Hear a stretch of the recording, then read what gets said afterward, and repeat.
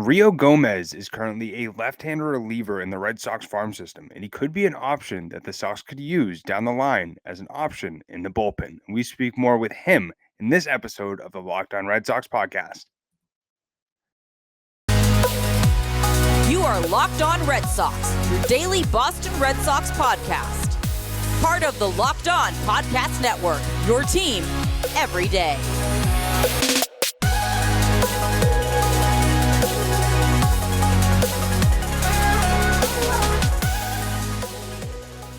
I want to welcome you back into the Locked On Red Sox podcast, and thank you so much for making Locked On Red Sox your first listen of every single day. I am your host, Jake Ignaszewski, and this episode is another edition of the Red Sox Farm Report, where I interview a Red Sox prospect that is going up through the farm system and help you get to know a little bit about who they are, not only off the field, but also on the field. In this episode, I interviewed Red Sox relief arm Rio Gomez, who is actually the son of the late MLB reporter Pedro Gomez and was actually drafted by the Red Sox back in 2017. And he's been pitching for the Portland Sea Dogs over the last two seasons. So far in the 2023 campaign, he's pitched 7 games over 11 innings, and it has amassed a 3.27 ERA, walked only 6 batters and struck out 16, and has shown a lot better improvement on the mound compared to what he showed last season, where he amassed a 6.55 ERA over 24 games with Portland. And that was a little bit of a step back from what we saw from him in 2021 with Portland, where he pitched 26 games with a 3.43 ERA. But he's a very interesting arm. Actually was on the roster with the Woo Sox to begin the season, but due to sort of the log jam that we've seen from Red Sox pitching sort of backed him up in a little bit of his process, and the Red Sox sent him back down to the Sea Dogs. But he's a guy who is an interesting option for the Red Sox to potentially use down the line out of their bullpen. Is a little bit on the older side of the age, 28, but the Red Sox have had limited options over this season with left-handed options. And, you know, we all know Richard Blyer is the main guy out of the Red Sox pen who's a lefty. Joely Rodriguez was the guy that the Red Sox signed as a free agent to be the other option that is left-handed in their bullpen. But he started the season on the IL. And, you know, then they also have Ryan Sheriff, who is another option in Worcester. But as we all know, it's tough to find a really good left-handed arm that comes out of the bullpen and can be effective. And especially with a lot of pens being majority right-handed, it's always nice to have a lot of different options, not only on the depth chart, but also in your farm system that you're able to utilize as that lefty option. And especially with all the injuries that we've seen from the Red Sox over the last few seasons, we've talked about it so much. Depth is so critical on this team, and especially pitching depth. And so Rio Gomez is a guy who's a very interesting name to keep an eye on. And in my opinion, you know, he was a very nice guy to speak to, and somebody who's fascinating to hear more about, you know, his mental game and what goes into that. But especially with his age and him still being in Portland, I don't see him, you know, making an impact on the Red Sox team this season. But as he continues to develop, as he continues to get better year in and year out, we could potentially see him come up if there's an injury that happens, or if he really skyrockets and is able to show the Red Sox front office that he's an arm to be reckoned with, and that, you know, he deserves to not only be promoted to Worcester, but, you know, that he's good enough to be promoted to the majors. But not only did I speak with Rio more about, you know, his mental game and his idea of visualizing what happens on the field before it already happens, I also talked to him about his experience playing for Team Columbia in the WBC. And then I actually watched him pitch in Fort Myers when the Red Sox played against the Twins. And it was actually James Paxton's first spring training start. And if you can remember, this is a start where he injured his hamstring and, you know, essentially pitched, I believe it was 1 inning. I don't even know why I can't remember. I was at the game, but he pitched 1 inning and got taken out. And I was there with my friend Jamie Gatlin, who's actually the co-host of the Obstructed View Red Sox podcast. And, you know, he actually talked to Rio before the game, and Rio sort of hinted to him, you know, I could maybe get the ball. Don't really know, you know, what the lineup is regarding, you know, pitching for this specific game that, you know, Jamie and I were going to. And, you know, to our surprise, Rio had to come in last minute for James Paxton with his unexpected injury. And so it was really interesting to talk to Rio about the experience of, being called upon really last minute without even expecting it, and just trying your best to get mentally prepared to go against a major league type lineup like the Twins, who has, guys like Carlos Correa and Byron Buxton in the lineup. And so, it was fascinating to hear the process that he went through, not only, tiny bit warming up in the bullpen, but also, once he ultimately got on the mound after Paxton's injury, sort of how he tried to find a way to get focused and in the zone while still, making sure he was warmed up enough so that he didn't, cause himself any sort of injury with the lack of the ability to properly warm up to go into the game. So it's always interesting to hear those, small, little moments in baseball that you're fascinating how guys sort of, prepare for or go about. And so, I hope you do enjoy my conversation with Rio Gomez and get to learn a little bit more, not only about him as the person, but also him as the player. But before we get into my conversation with Rio, I just want to take a second to talk to you about FanDuel. So make a fast break to FanDuel during the NBA playoffs, because right now, new customers get a no-sweat first bet up to $1,000. That's $1,000 back in bonus bets if your first bet does not win. Not only is there great promotions each and every single day over on FanDuel, it's safe and secure on the app, and you get paid instantly. There's no better place to bet on all the playoff action than America's #1 sports book. Visit FanDuel.com/lockedon and get a no-sweat first bet up to $1,000. That's FanDuel.com/lockedon.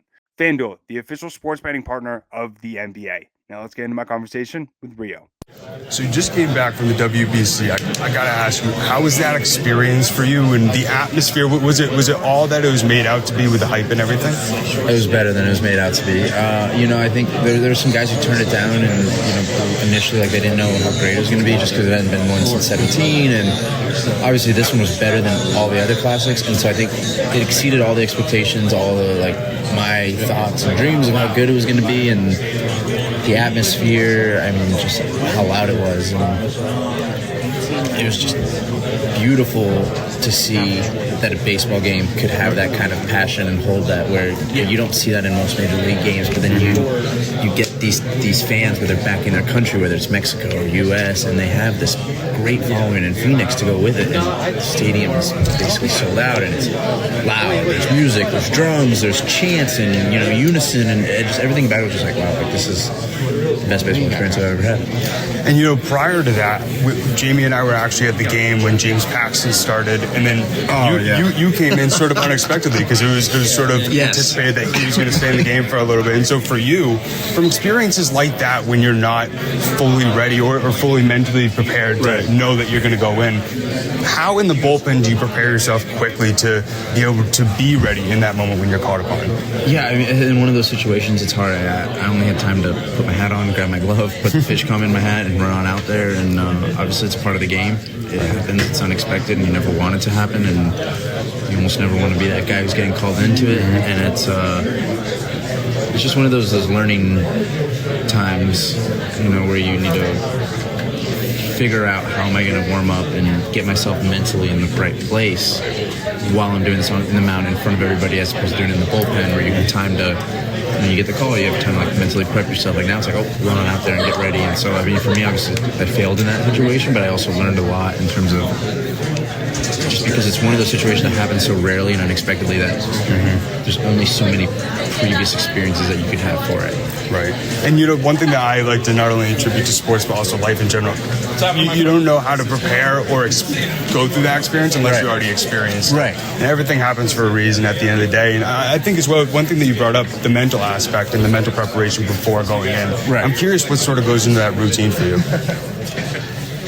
You get the phone call, and you have those fight or flight instincts, and you're waiting to see is it me who's getting the call, is someone else, and then it ends up being you, and you get up, and I think at that point you start to slowly or quickly turn the switch on, where sometimes to me it almost feels like being an actor in the sense that like, you know, you watch these guys on movies and stuff, but that's not who they are in real life. And it's just like they put on this persona to act like that. And I almost feel like that's like what we're doing is we're putting on this, flipping the switch to put on this persona to be able to go pitch in a ball game and compete and be so locked in and battle that way. And so I think that's part of the process is like, how do I get into that, like that persona? How do I bring that person back out of me?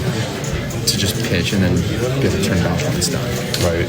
Well, that's one aspect that I'm always super interested in is the mental aspect. And, you know, when you are put in a tough situation or an outing doesn't go exactly how you want it, what sort of process do you go through looking back at, you know, different situations and how to improve, but like the mental aspect of it? Right.